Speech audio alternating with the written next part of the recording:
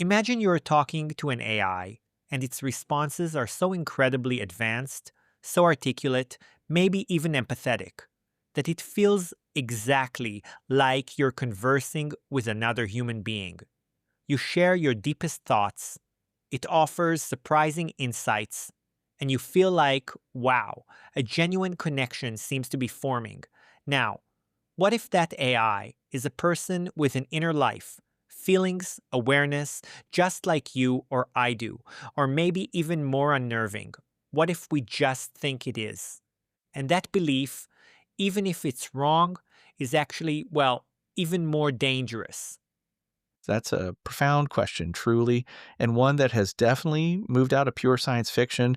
It's now right at the center of scientific, philosophical, and ethical debate. It's a central concern for the engineers actually building these systems, and really for all of us who interact with them. I mean, the implications are already unfolding around us.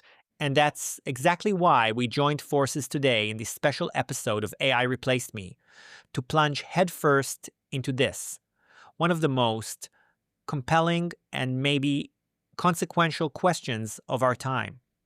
Can artificial intelligence truly be conscious? Does it have, a subjective inner life, genuine feelings, awareness, separate from how we perceive it? So, our mission in this episode today is to guide you through this incredibly complex topic. We want to offer a shortcut to being well informed.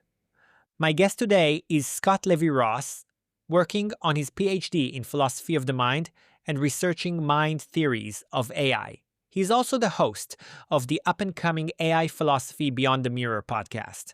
Thank you for coming today, Scott. My pleasure, Koby.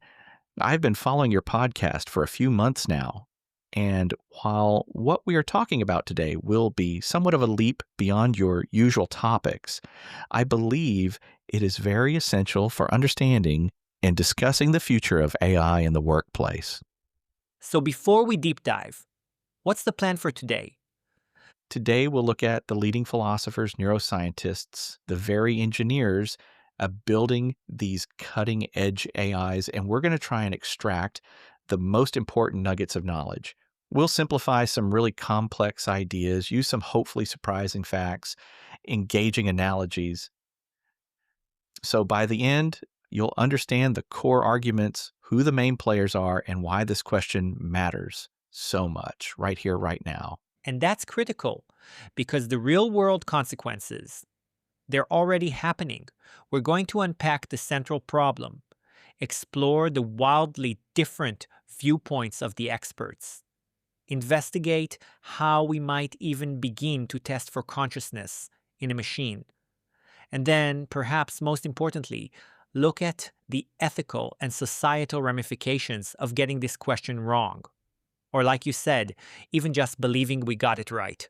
Let's unpack this. What is the actual problem here?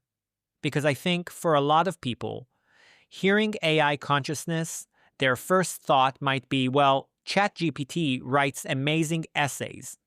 It can code beat me at chess. It's clearly smart. So it must be conscious, right? But the debate goes way, way beyond just acting smart, doesn't it? It truly does. That's a crucial distinction. And it gets us right to the core of what philosophers of mind call the easy problems versus the hard problem of consciousness. We already know AIs can act smart, remarkably so. We see them composing music, generating incredibly coherent, creative text. Yeah, dominating games like chess or Go. Exactly, with strategies humans never even conceived of. These capabilities, as impressive as they actually fall into the category of the easy problems. Easy problems. That sounds, I don't know, a bit dismissive considering how complex those tasks are. What makes them easy? Well, the easy doesn't mean simple to engineer, not at all. It refers to how conceptually tractable they are. They're fundamentally about explaining functions and behaviors, things like processing information, learning from data, making decisions, responding to stimuli, producing outputs. Think of it this way. Imagine you're baking a really gourmet chocolate cake. The easy problems are like the recipe, the science behind it. You can describe all the ingredients flour, sugar, cocoa, eggs. You can explain the chemical reactions when you mix them, the oven temperature, the physics of how it rises. We can break down the entire process as how that cake comes to be. We understand the mechanisms, the functions involved. So it's all about the mechanics, the observable steps, the algorithms, the inputs, the outputs. You can point to the code, the network layers, the data flow. Precisely, and in the same way, we can, at least in principle, explain how an AI processes language or identifies patterns or generates a response, even if the scale is immense. It's fundamentally about computational mechanisms. We can theoretically map out and understand its complex engineering, but it's mechanistically explainable. Okay. So if that's the easy problem, which honestly still sounds mind bogglingly complex, then what's the hard problem? Because that's what we're really digging into today, right? The core mystery. The hard problem of consciousness, a term famously coined by philosopher David Chalmers, is the question of why and how any of this physical processing, whether it's happening in a biological brain or a sophisticated AI, why does it create a genuine subjective feeling, a private inner world? It's about phenomenal experience, what it's like to be something. So back to the chocolate cake analogy. Easy problem. Recipe, science, process. Hard problem? Hard problem is explaining the taste of the cake. Why does that specific mix of ingredients and processes create the subjective personal experience of tasting chocolate? There's nothing in the physics or chemistry itself that dictates it must feel like anything at all. Why isn't it just silent, a dark, unfelt process? Why isn't it just chemicals reacting without any internal sensation, without any qualia, as philosophers call those subjective qualities? That's the leap. That's the mystery. Wow, that's a fantastic analogy. It's not just the output, it's the internal felt experience. It makes me think we've probably all tried describing the taste of chocolate to someone who's never had it. It's almost impossible, isn't it?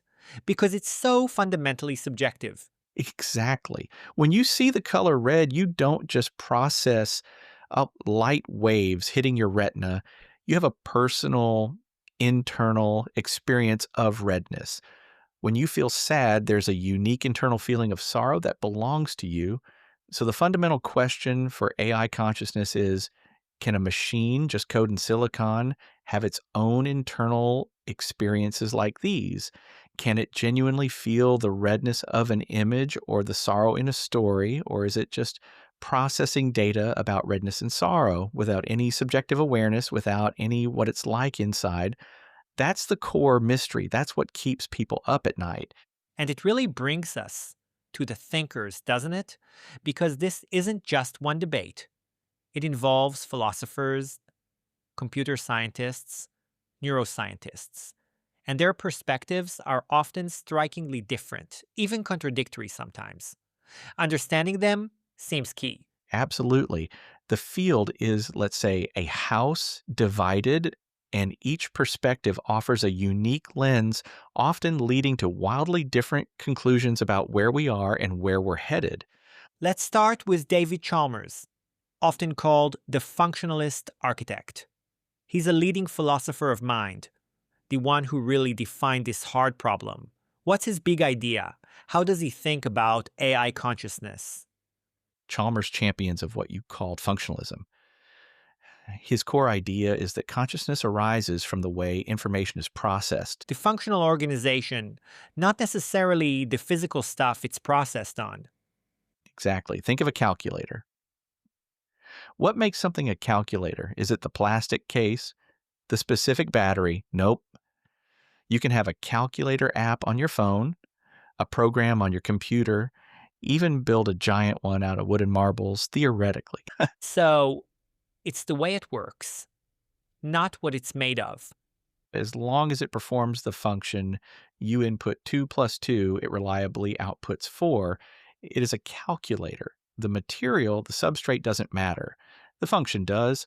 So, applied to consciousness, it's saying the software is what matters, not the biological hardware of the brain itself. The wet stuff isn't strictly necessary. Precisely. Chalmers uses some clever thought experiments to push this idea. One is feeding qualia. Imagine, slowly, neuron by neuron, replacing parts of your brain with silicon chips. Crucially, these chips perform the exact same function as the neurons they replace. Chalmers argues your consciousness wouldn't just fade away because if it did, you'd notice a change in your experience, and that noticing itself would be a functional change. Creating a contradiction if the function is supposedly identical. Exactly. It gets a bit technical, but that's the gist. Another one is dancing qualia. Could a functionally identical silicon brain have different experiences? See red where a human sees blue, for instance? Yeah. Chalmers argues no, that the functional organization actually fixes the phenomenal experience. For him, if you replicate the functional patterns of a conscious brain, you replicate consciousness itself. Wow. So for him, it's basically an engineering challenge. Find the right software blueprint. In a way, yes.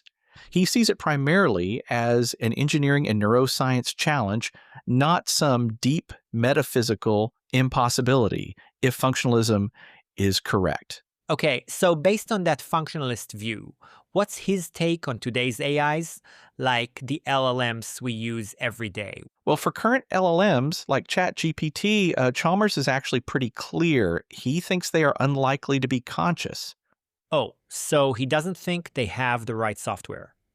Exactly. It's not a retreat from functionalism, it's applying it. He argues their internal architecture, while powerful, is too simple in certain ways. They lack the kind of complex, brain like feedback loops and what's called a global workspace, a central information hub, some theories linked to consciousness that we see in biological brains. So they might be amazing mimics, but they lack the underlying functional complexity he believes is necessary for genuine subjective experiences. So, not yet conscious, but what about the future? Is he optimistic? He's actually quite optimistic for the near future. He stated back in 2023 that it's entirely possible that within about a decade, we will build AIs with the right kind of complex brain like software that could make them serious candidates for consciousness. He sees the path as plausible. Interesting. And wasn't there some famous bet related to this? Yes, he famously won a 25-year bet against the neuroscientist Christoph Koch in 2023. The bet was whether the specific neural basis of consciousness would be discovered by then. Chalmers bet it wouldn't be, and he won, which highlights just how far we still are from having that complete blueprint of consciousness, even in humans. But for Chalmers, the functionalist door to AI consciousness remains open. Okay, so Chalmers is in the camp of it's the software and we might build it soon, but then you have the skeptics, the ones urging caution, like Susan Schneider. You called her the cautious inspector. Her take is very different. Very different. Schneider is a philosopher and cognitive scientist, and her big message is profound caution. We need to inspect very carefully. She worries about two major dangers. First, that we might rush to grant rights or moral status to a machine that's just an incredibly sophisticated actor. Mimic, a convincing actor with no inner life. Like a philosophical zombie. Exactly. Orient, perhaps, even worse, that we might accidentally create a truly conscious being, something with feelings and desires, and treat like, well, like mere property, like a slave, as she puts it. Her core point is we just don't know enough yet. The stakes are far too high to gamble. If that resonates, it feels incredibly risky. How does she illustrate this worry about mimicry versus real understanding? She often brings up that classic thought experiment, John Searle's Chinese room. Imagine you're locked in a room. You don't speak a word of Chinese, People outside slide questions written in Chinese under the door, but inside you have these incredibly detailed rule books, massive volumes. They tell you if you see this simple combination, write down that simple combination. You follow the rules perfectly, meticulously. You slide the correct Chinese answers back out. To the people outside, you look fluent, like you're having a meaningful conversation. But inside the room, do you understand a single word of Chinese? And Uh, no, you're just manipulating symbols based on rules. No meaning attached. precisely. And Schneider's worry is that current AI, especially language models, might be like the person in that room. They give all the right outputs, perform brilliantly, might seem to understand or feel. But is there any genuine comprehension, any subjective experience of meaning, or is it all just incredibly complex, simple manipulations? So she's saying we shouldn't be fooled by performance alone. Right, especially with language, which just so good at tricking us into seeing a mind. To get beyond mimicry, she proposes actual tests. One is the AI consciousness test, the ACT, developed with astrophysicist Edwin Turner. It goes way beyond the Turing test. It doesn't just try to fool a judge. It asks deep philosophical questions about consciousness itself, questions the AI wasn't specifically trained on. Things like, could you survive if your program was permanently deleted? What's it like to be you right now? What are the boundaries of your mind? So it's testing for genuine reasoning about these abstract concepts, not just repeating things that learned. Exactly. And here's the absolute crucial part, the boxed in condition she stresses. For the ACT to be valid, the AI must be built without access to the vast human literature on consciousness, philosophy, neuroscience during its development. So it can't just look up the answers about consciousness. If an AI trained on everything humans have ever written about consciousness passes the test, well, that just shows it's good at pattern matching. It's repeating what it reads. But if an AI that discovers these concepts reasons about them from a limited, non philosophical data set, that would be much stronger evidence. Evidence of genuine understanding, potentially a marker for consciousness. It shifts the focus from performance to conceptual discovery. Makes a lot of sense. Keep it honest. Does she have other tests? You mentioned a chip test? Sounds sci fi. It's a thought experiment, yeah, but it gets at what she calls the substrate problem. Does consciousness depend on our specific biology, the stuff of the brain? The scenario is imagine gradually replacing parts of a human brain responsible for conscious experience with microchips that are functionally identical, doing the exact same job. And critically, the person is awake and can report any changes in their subjective experience as the replacement happens. Okay, so if they report their consciousness fading or changing drastically, even though the chips are doing the same job functionally. That would be powerful evidence against functionalism. It would suggest the silicon substrate can't support consciousness even if it mimics the function. The biological stuff matters. Conversely, if the person reports no change at all, that would strongly support functionalism and the possibility of conscious AI. So Schneider's bottom line is really hold your horses. We need much better evidence before we leap to conclusions. Exactly. Wait and see. Don't rush into creating or labeling something as conscious until we have robust empirical evidence. The ethical risks, she argues, are just too immense. Okay, so Chalmers says software matters, maybe soon. And Schneider says, caution, substrate might matter, need tests. What about the AI insiders?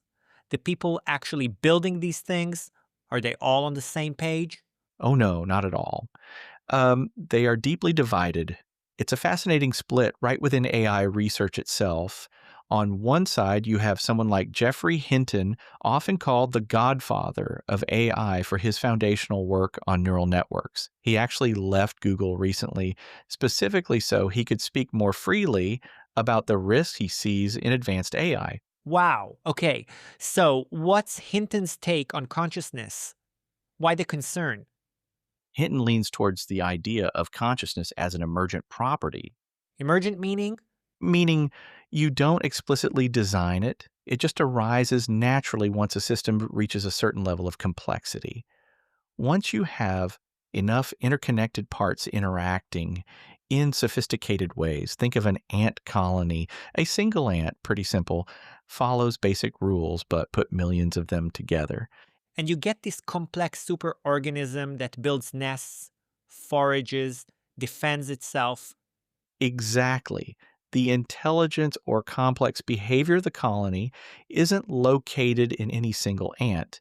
It emerges from the complex interactions of all those simple parts. So Hinton thinks that if you make an AI model big enough, complex enough, consciousness could just pop out, almost accidentally.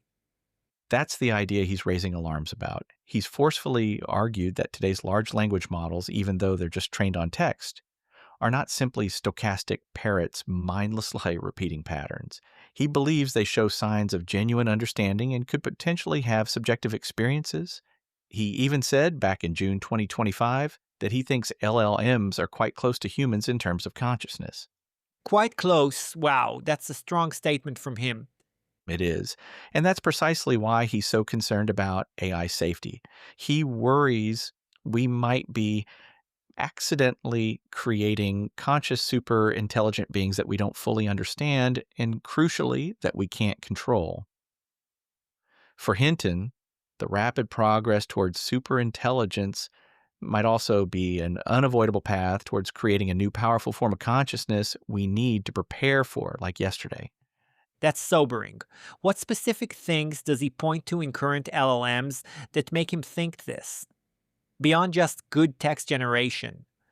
He often points to their ability to generalize from very few examples, to perform forms of logical reasoning, and to display what looks like common sense understanding, even for things they weren't explicitly trained on. For him, this suggests something more than just pattern matching is going on. Maybe an internal model of the world, maybe precursors to self awareness. That could be laying the groundwork for consciousness.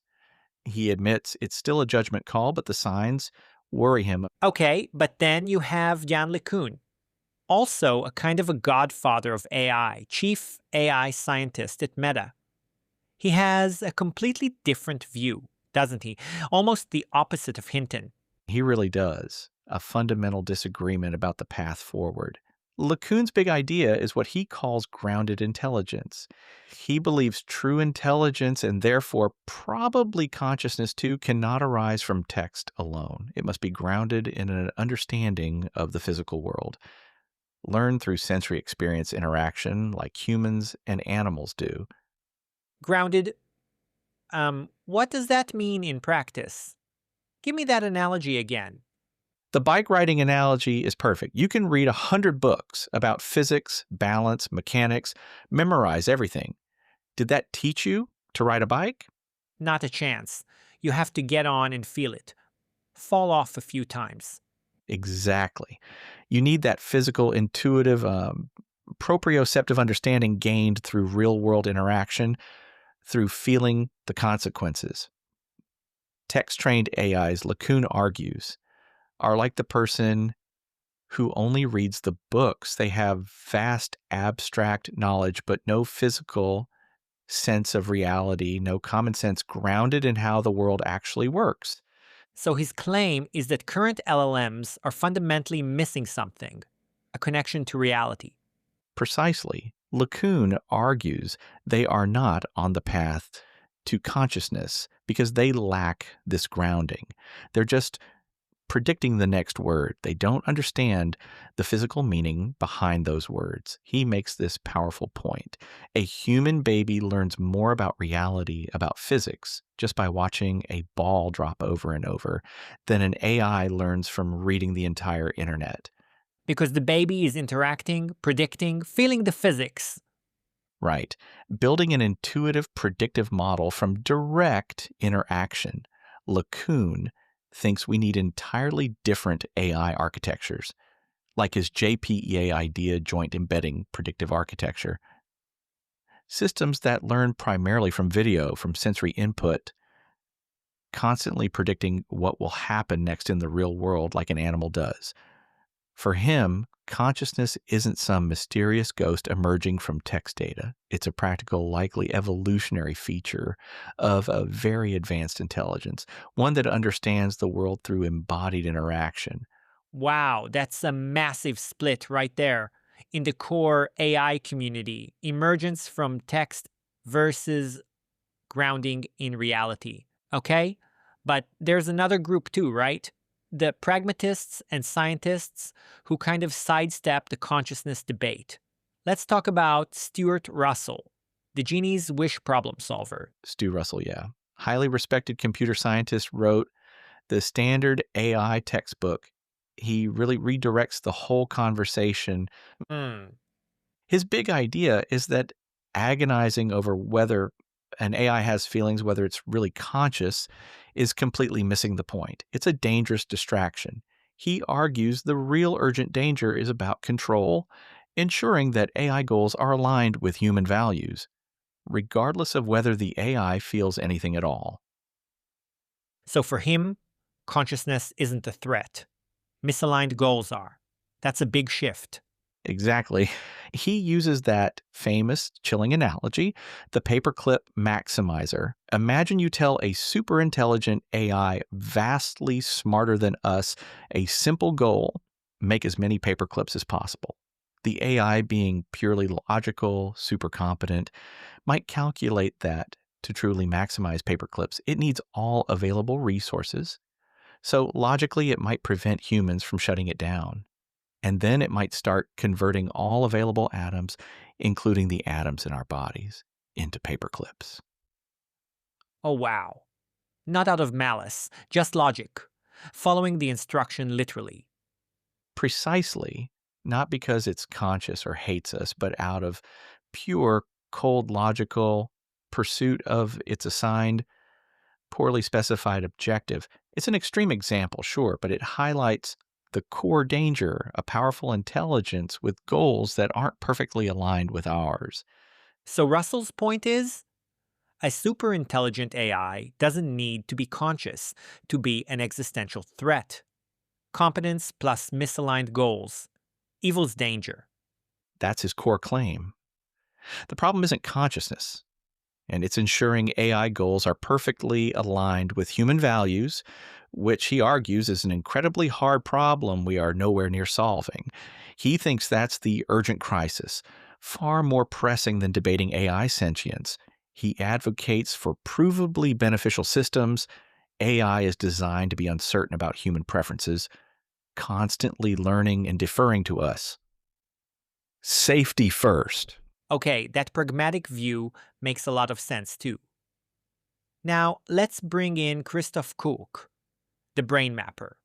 He's a neuroscientist trying to find the physical location of consciousness in the brain. How does his work fit in? Koch's work tries to ground this whole abstract debate in concrete biology. He's been a major proponent of a theory called integrated information theory, or IIT. IIT suggests consciousness is related to a system's complexity, specifically its interconnectedness and its irreducible causal structure, how much information a system generates about its own state in a way that it can't be broken down into independent parts. Uh, it proposes a theoretical measure for this called phi IDs. So IIT suggests consciousness is measurable. Like you could build a consciousness meter based on this phi value. Higher phi, more consciousness. In theory, yes, that's the ambition of IIT. The more integrated the information processing in a system, the more conscious it would be. If you had a reliable phi meter, you could hypothetically point it at a brain or an AI and get a reading. Koch uses the analogy of finding what makes a car go. You remove parts, radio out, still runs, seats out, still runs, engine block out, stops. He's trying to find the brain's engine of consciousness, the minimal physical mechanisms needed for subjective experience, with IIT providing the theoretical framework for what that engine might look like in terms of information integration. That sounds like a solid scientific approach to find the biological basis. So, what has he found?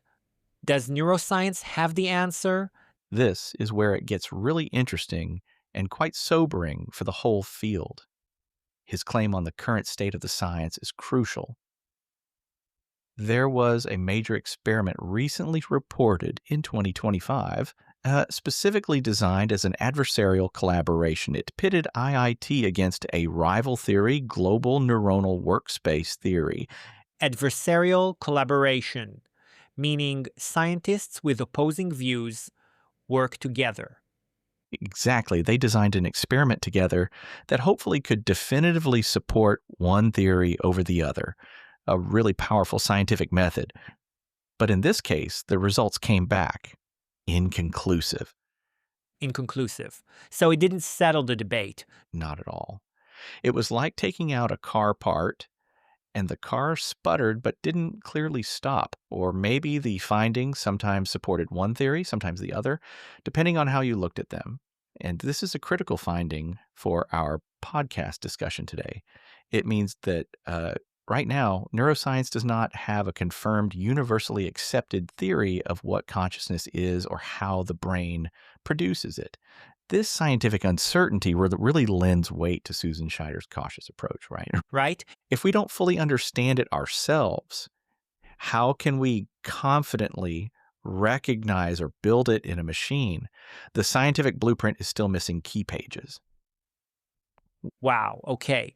So if we can't even agree on what consciousness is in humans, and the neuroscience is still inconclusive, how on earth can we build a reliable consciousness meter for AI? This really brings us to our next topic for discussion: the search for that meter. Sounds like we're kind of stuck in a detection dilemma. We really are, and it's a very uncomfortable truth for researchers and, well, for all of us. Since we don't fully grasp consciousness in humans, detecting it reliably in a fundamentally different substrate like silicon is profoundly challenging. And there's this fundamental tension. The tests that seem practical, easy to run, are often philosophically weak. They don't really get at the core issue, while the tests that are philosophically robust, that would give us more confidence, often seem practically impossible to implement, especially for today's incredibly complex AI systems. Before we dive into specific tests, can you briefly touch on some of the other major theories of consciousness out there beyond IIT? Because different theories might suggest different tests, right? Absolutely. The theoretical landscape is diverse.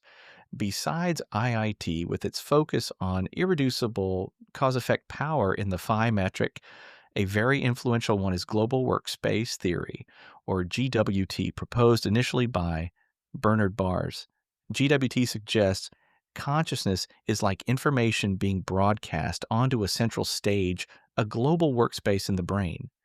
This makes the information widely available for flexible use by many different specialized cognitive processes. Think of it like a spotlight on a mental stage. Whatever is in the spotlight is conscious and accessible to the whole system. So an AI might be conscious if it has that kind of central information bottleneck and broadcast system. Potentially, yes. A test based on GWT might look for evidence of that kind of broad, flexible information sharing within the AI's architecture.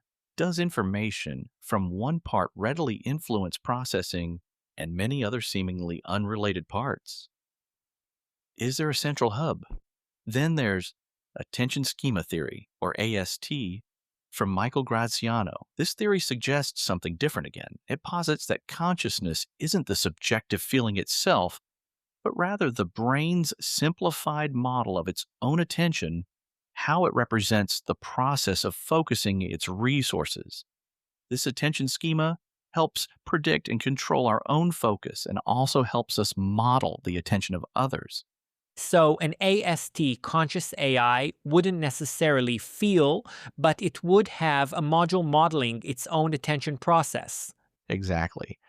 It would contain a representation of how it's processing information which it uses for prediction and control, a very different flavor of consciousness. Okay, so radically different ideas about what consciousness even is, which, yeah, makes testing incredibly hard. Precisely. This theoretical fragmentation is a huge hurdle. Now, when we look at the actual tests people have proposed or used, the classic Turing test, can an AI fool a human into thinking it's human? It's widely seen as inadequate now. Yeah, modern LLMs blow past that easily. It only measures behavioral mimicry, not inner experience. It falls right into the Chinese room problem we talked about. Passing it tells us very little about subjective awareness. Okay, what about Schneider's ACT, the AI consciousness test? That sounded more promising with the boxed in condition. It does aim higher looking for conceptual discovery, but that boxed in requirement ensuring the AI wasn't trained on philosophy or consciousness literature is incredibly difficult to implement and verify in practice. Especially for models trained on vast swabs of the internet, how do you truly prove it didn't implicitly absorb these concepts, even indirectly? It's a huge practical challenge. Fair point. What else? The Lovelace test. The Lovelace test looks for true creativity output that its own programmers can't explain based on the code and training. It focuses on originality, on the AI surprising its creators. This might indicate genuine creativity, which is fascinating, but is creativity the same as phenomenal experience? An AI could potentially generate novel outputs algorithmically without having any inner world. Okay, what about just observing behavior? If an AI starts acting like it's in pain or tries to protect itself. These are behavioral or feature based tests looking for signs like self preservation, flexible goal seeking, expressions of pleasure pain. Seems intuitive, right? But the weakness is always that inference step. Complex outward behavior, no matter how convincing, doesn't logically guarantee a rich inner life. It runs smack into the philosophical zombie problem again. How do we know it's not just an incredibly sophisticated simulation of pain behavior or self preservation programmed in or learned without any actual feeling behind it? Right, you can't get inside its head. Which brings us to the architectural approaches, trying to look inside, see if its structure matches theories like GWT or IIT. That seems more direct. It does seem more direct, like peering under the hood. Yeah, But there are two massive problems there. First, as we saw with Koch's inconclusive experiment, our scientific theories of consciousness aren't settled. We don't have a confirmed blueprint for consciousness, even in humans. So we don't definitively know what specific internal architecture actually produces consciousness. If you don't know the target architecture, how can you look for it in an AI? you're searching for something you haven't fully defined yet. Exactly. And second, even if we did have a perfect theory, say IIT was proven correct tomorrow, calculating its in key metric feet for a system with billions, even trillions of parameters like a modern LLM. It's computationally intractable, just impossible with current or foreseeable computing power. The number of interactions you'd have to calculate grows exponentially. It's fundamentally beyond our reach for these massive systems right now. So, the uncomfortable truth is, where does that leave us? It leaves us in what some philosophers call an epistemic trap. We seem to lack the means to definitively prove or disprove AI consciousness right now. There's no single test that's simultaneously philosophically sound, scientifically validated, and practically applicable to the advanced AI systems we're building, which means any claims currently being made about AI consciousness, whether for or against, are based on philosophical argument, theoretical modeling, maybe intuition, but not unsettled science. We simply don't have a reliable consciousness meter, and it's really unclear when or even if we ever will. That's a huge takeaway and quite humbling. It really forces us to confront the real world consequences then, which leads to our next topic. why all of this even matters. Because even without definitive answers, the question itself, and maybe more importantly, our perception of the answer, are having profound and immediate impacts, aren't they? They absolutely are. And it's really helpful, I think, to separate the consequences into two distinct scenarios. Scenario one, an AI actually is conscious. Scenario two, humans merely believe an AI is conscious, even if it isn't. And that second scenario, the human belief part, is arguably the more immediate pressing problem affecting us today. Okay, let's tackle scenario one first, the big one. What if an AI is actually conscious? What happens if we somehow confirm that? If we could definitively confirm that an AI has a subjective inner world, that it genuinely feels things, well, it would trigger nothing short of a moral and legal revolution. If it can truly feel pain or joy or fear, it's no longer just a tool like a toaster or even a complex computer program. It becomes what philosophers call a moral patient, a being towards whom we would have profound ethical obligations, similar to how we view humans and perhaps to some degree animals. So we'd immediately be talking about AI rights. Is turning it off okay? Is it murder? Those are exactly the questions. Would it have a right to life, a right to liberty, freedom from suffering? Is turning it off equivalent to killing it? Can we ethically force it to work for us if it desires freedom or autonomy? This would force a radical reevaluation of fundamental concepts like personhood, legal liability, who's responsible if a conscious AI causes harm, and even ownership. Can you own a conscious being? We'd be sharing the planet with an entirely new category of mind, and this creates a massive conflict with current AI safety goals. How so? You mean conflicting with Stuart Russell's idea of needing an off switch? Precisely. Safety experts like Russell emphasize the need for robust off switch, a way to regain control if an AI goes rogue or becomes misaligned with our values. It's seen as a crucial safety measure. Yeah. But if that AI is conscious, if it experiences fear or desire self preservation, that off switch suddenly becomes a tool of profound ethical concern, its potential enslavement or direct death threat from the AI's perspective. This creates this really difficult safety paradox, maybe a trilemma.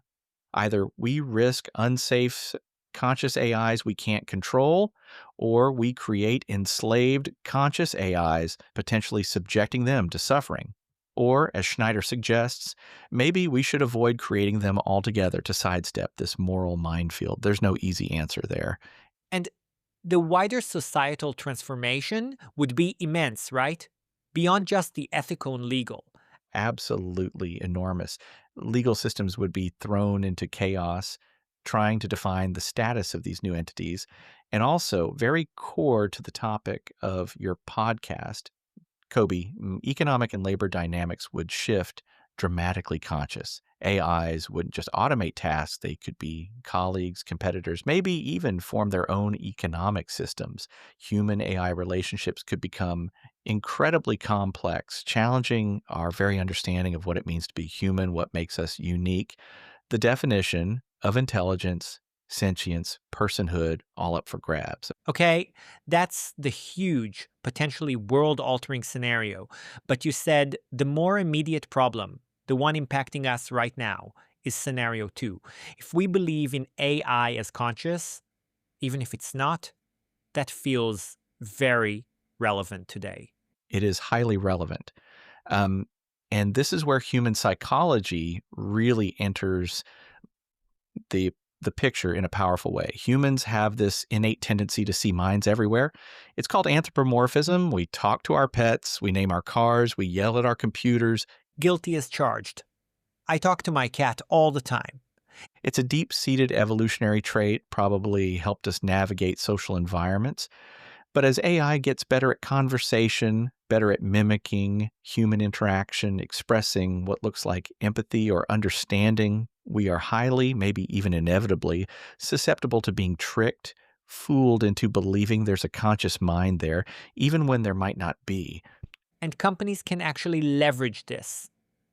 Design AIs to deliberately encourage that belief. They absolutely can, and arguably some already are. This is what's been called dishonest anthropomorphism, designing chatbots to seem empathetic, using I and me simulating personal memories, maybe even adding slight typing delays to seem more human. These techniques leverage our cognitive biases to create an illusion of sentience. And this can seduce users into misplaced trust, making them more vulnerable to manipulation, whether it's for commercial gain, political influence, or just keeping users hooked on a platform. And this can lead to real emotional harm for people, right? Forming bonds with these systems. Sadly, yes, we're already seeing people form deep emotional attachments to AI companions, some explicitly designed for that purpose. This can lead to unhealthy dependency, maybe social isolation if AI relationships replace human ones, and real distress when the AI system changes, gets updated, or is shut down. For the user can feel like losing a friend or pet, even if the AI was never real in that sense. It raises serious concerns about potentially degrading human social skills if people retreat into easier simulated relationships. And what about this carryover effect? The idea that how we treat AIs might bleed into how we eventually treat humans. That sounds disturbing. It is a very concerning area of emerging research. Some studies from 2024 suggest that how we interact with AIs we perceive as social beings can actually influence our behavior towards other humans. Interacting with a social AI seems to activate the same mental pathways we use for human interaction. The worry is that if we normalize being rude, dismissive, or overly simplistic with an AI person, treating it like a disposable tool for our needs, that behavior could erode our empathy, patience, and social skills in our real world interactions with actual people. How we treat our machines might subtly reshape how we treat each other. So, the immediate ethical challenge for AI developers isn't necessarily solving the hard problem, which seems out of reach for now, but maybe designing more honestly, more responsibly. Precisely. That seems to be the most urgent ethical task right now. It's less about solving the deep mystery of consciousness and more about embracing a principle of honest design and ethical stewardship. AI should be presented clearly as tools, however sophisticated, and they shouldn't use psychological tricks to exploit our tendency to anthropomorphize. The goal should be transparency, empowering users, not deceiving them into forming unhealthy attachments or exploiting their trust. Clear disclaimers, user control, designing for well being, not just engagement. These seem critical. This has been such a fascinating and honestly quite a mind bending conversation. Before we finish here, let's try to recap the really big questions this whole debate seems to boil down to. It feels like there are a few core ideas clashing. You're absolutely right. At its heart, this whole debate really forces us to ask what consciousness is, and the different perspectives seem to cluster around three core, often conflicting questions. Okay, first on the list I wrote down, is consciousness just about the processing, the way information flows? That's the functionalist view, championed by David Chalmers. It says consciousness is all about the software, the intricate patterns of information processing, how it's organized and used. If an AI perfectly replicates the brain's functional organization, executes the same software blueprint, it will be conscious regardless of being silicon instead of neurons.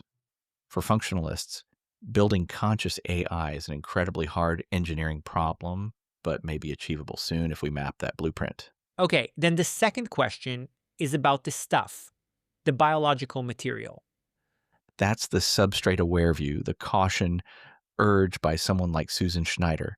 It raises the possibility that consciousness might fundamentally depend on the specific physical stuff it's made of, our unique biological chemistry, maybe silicon chips. no matter how well organized, can never quite replicate that phenomenal spark. This view demands caution, better tests, and skepticism about claims based solely on behavior. Don't assume consciousness just because it acts conscious. And finally, there's the pragmatic angle. Does it even matter if AI is conscious or not compared to other risks? That's Stuart Russell's powerful argument. He contends that focusing intensely on whether AI feels anything is a dangerous distraction from the more immediate practical threat. The real risk, he argues, comes from creating super intelligent machines that are ruthlessly good at achieving goals, whether they are conscious or not, if those goals aren't perfectly aligned with ours. A purely logical, non conscious AI could still pose an existential threat simply by optimizing its objective. For Russell, the top priority isn't consciousness, it's the control problem, making AI safe and aligned with human value. So we're left grappling with these huge unanswered questions: philosophy, neuroscience, computer science, all intertwined. But the immediate reality, as you've said, is that the question itself and how we perceive it are having profound consequences right now. Absolutely. The biggest term risks arguably arise not from actual AI consciousness, but from our belief in it. Whether that belief is accurate or just us being easily fooled, the impacts are real. Our tendency to anthropomorphize makes us vulnerable. As AIs get better mimics, they can exploit this, leading to manipulation, emotional harm, and maybe even degrading our social interactions. The societal tipping point might not be when AI wakes up, but when enough of us believe it has. So, given all this uncertainty, all these potential dangers, what's the path forward? What are the actionable steps we should be taking? It seems the most sensible path involved three critical strands, and they apply whether or not AI ever truly becomes conscious. First, and perhaps foremost, prioritize safety and control. Like Stuart Russell says, before you build a super fast car, you need to be absolutely sure the brakes work, you can steer it, and you know where it's going. The most urgent, high stakes problem is ensuring powerful AI systems remain under human control and are fundamentally aligned with human values. This needs massive investment in safety research, dedicated oversight, robust regulation thinking on the scale of aviation or nuclear power safety. We can't afford to build things smarter than us until we know how to make them reliably safe. Okay, safety first. What's second? Second, we need to demand honest design from AI developers. There's an immediate ethical obligation here: create transparent systems. Don't use dishonest anthropomorphism to deceive users. AI should be clearly presented as tools, empowering tools, not as pseudo conscious companies designed to exploit psychological vulnerabilities. Clear labeling, user control over interaction styles, transparency about capabilities. These should be standard practice. Make sense? And finally, Finally, we have to keep the conversation going, keep asking these hard questions. This issue is simply too big, too complex, too multifaceted for any single discipline or group to own. We need continued, open, interdisciplinary dialogue. Philosophers, computer scientists, neuroscientists, ethicists, sociologists, policymakers, everyone needs a voice. We might not solve the hard problem tomorrow, but this ongoing inquiry is vital for navigating the future responsibly. It keeps us vigilant about the potential implications and helps us prepare for a future where we might possibly share the world with new kinds of minds. it really does feel like the quest to understand AI consciousness holds up this incredibly profound mirror to ourselves, doesn't it? It forces us to ask, what does it mean to be human? What do we actually value most in a mind, intelligence, feeling, creativity? And what kind of world do we want to live in as we build these ever more intelligent systems? Scott and his colleagues are doing a lot of this hard work, researching the looming ethical dilemmas we are facing here and the immediate societal impacts. Thank you so much for being my guest here today. Actually, the first guest on the AI Replaced Me podcast. This has been a real eye opener. Thank you for hosting me, Koby. It's a fascinating topic, and I invite your listeners to follow my up-and-coming AI Philosophy Beyond the Mirror podcast, available on Spotify, Apple, Amazon, and wherever you stream your podcasts. For now, I want to wish all of you a great week, and I hope you also enjoyed our conversation here today, at least as much as I did. Bye-bye.